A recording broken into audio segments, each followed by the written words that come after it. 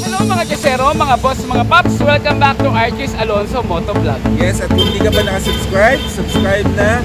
Don't forget to hit like, share, comment, and hit that notification icon sa channel na nauna sa pagkakanvas ng mga units, motorcycle accessories, at naghahanap kung saan mabibili. Totoo yan! At for today's vlog po mga kasero, eto na po yung kahilingan ninyo. Pag-uusapan natin ang motorsiklo ng Skygo. Ito po ang KPD 150. Yes, saan to?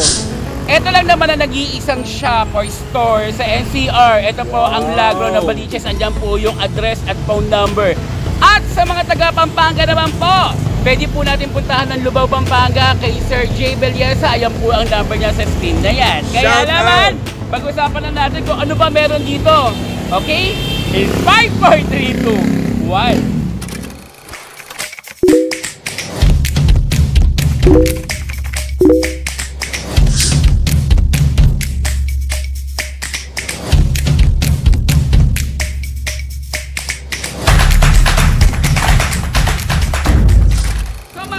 Bago natin umpisa ng specs ng KPD 150, presyohan na muna po natin yan. Ang cash po nito nasa 104,500 pesos. At kung installment naman po kukunin ninyo, ang down payment po nito nasa 9,999. At ang monthly po nila umaabot hanggang 36 months. Nasa screen po ang presyo po nito. At sa lahat po ng kakontak, may kita nyo po sa pinakalas po ng video nito ang contact details. Umpisa na natin! Ayan, umpisa na natin sa windshield. Diyos ko, dito pala na-amaze na ako, Walo. Super lapad ng windshield at adjustable ang kanyang windshield. Iwas salpok ng hangin sa katawan mo kaya less pagod ka sa biyahe. Natutuwa ako dun ha, di ba? Amazing. Tamang-tama. Napakaganda ng color combination at napaka-unique ng kanyang headlight. Naman, kasi naka-LED headlamp composed sa flow beam lights to.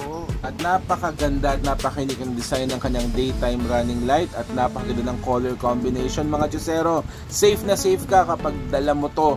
At ang kanyang front suspension ay naka-telescopic fork at napakaganda ng kanyang fender. Short pero cutie. Yes, ang tire size 100 by 80 by 14 tubeless at front hydraulic disc brake ang kanyang brake system. Correct! Kaya pag-usapan naman natin yung console mga chusero. Ito po ay naka-digital panel na at naka-naked handlebar. Tama. So ito ang kanyang mga buttons. Meron siyang idling stop, Walo. Wow! And of course, yung mga basic din natin dyan, no? Meron tayong idling, meron tayong sa ilaw, at meron din tayo for electric start. Yes. And then dito naman po sa kabila mga chusero, dito po yung passing light, yung high beam and low beam natin, yung signal natin, and yung ating electric start. Wow, lahat ng kailangan mo nandyan, mga chusero. Correct. Ang lupit, no? Para siyang may kagaya. At ayan, ngayon, di ba, mga chusero, meron po siyang U-Box 2. Wow, parang butterfly pag binuksan mga chusero. At dito po sa kanan natin mga chusero, meron po tayong dalawang klaseng USB. Yung isa parang pang kotse, no? Wow. Pero yung isa direct, pwedeng diretso sa cellphone. Parang Voltes 5, oh, mga chusero. Correct. At sa kabila naman, pwede mo pang paglagyan ng mga iba pang mga papeles. At naka-shutter key tayo mga chusero. At ngayon naman, pag-uusapan natin ang fuel tank. Ito po ay nasa 11 liters ang kanyang fuel tank capacity at ang consumption po nito ay nasa 42 to 46 km per liter. Wow, hanep ah.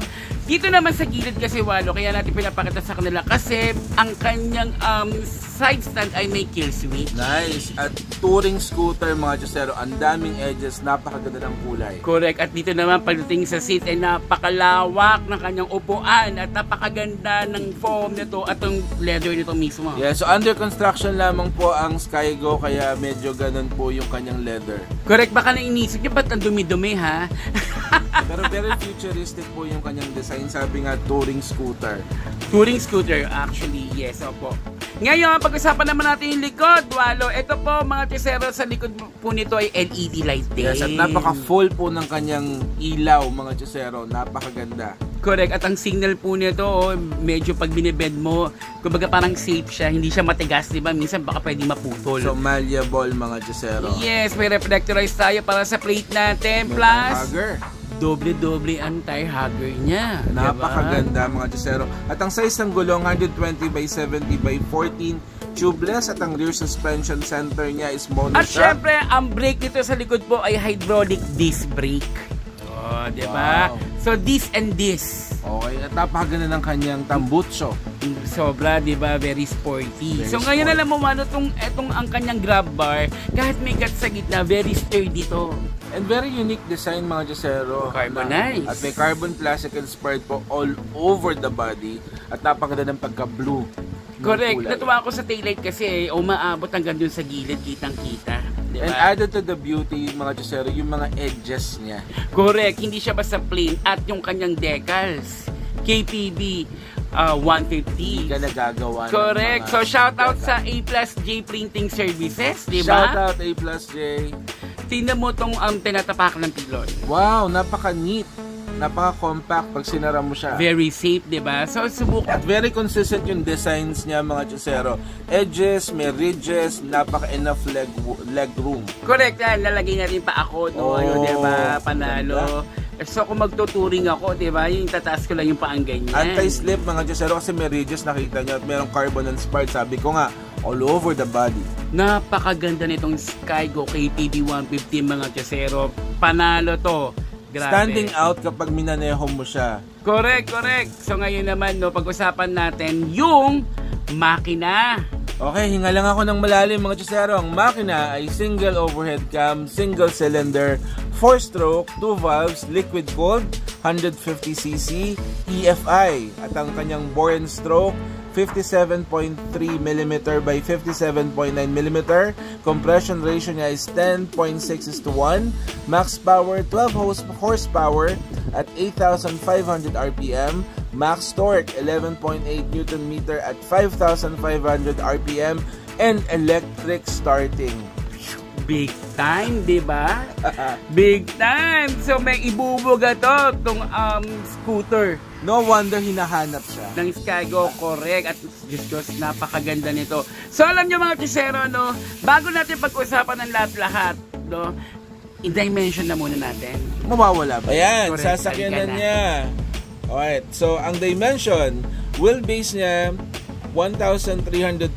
Ang net weight niya per kilogram is 143. Ang height of seat niya is 765mm.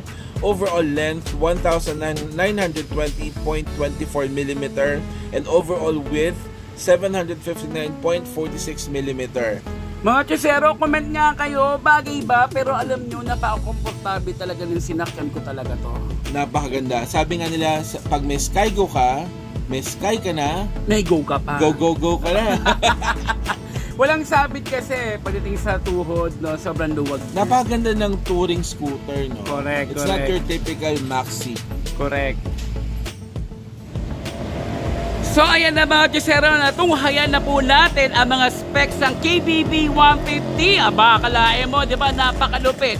So kaya mga Chisero, inform ko lang kayo, in the meantime, naka-hold na muna po ang KBB 150 ng Skygo dahil hindi pa po nare-release ang PNP clearance. Pero pag once na okay na po ito, pwede na po natin ito ma-release. At sa mga interesado po, ito po ang contact number ng Skygo, Lagra branch ito po sa Novaliches. Hanapin nyo lang po si Ma'am Sheena at si Sir Alvin at shoutout po kay Sir J. Belleza.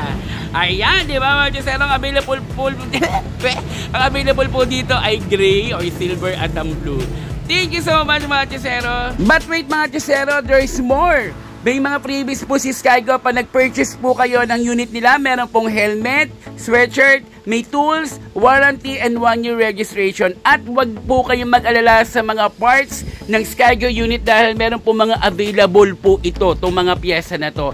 Plus, ulitin ko lang po mga Chisero ha, bago po kayo magpunta sa Skygo, tumawag na muna po kayo kay Sir Alvin at kay Ma'am Sheena. May number po akong inilabas sa screen para maiwasan po natin ang mga hassle sa ating mga oras. Maraming salamat mga Chisero!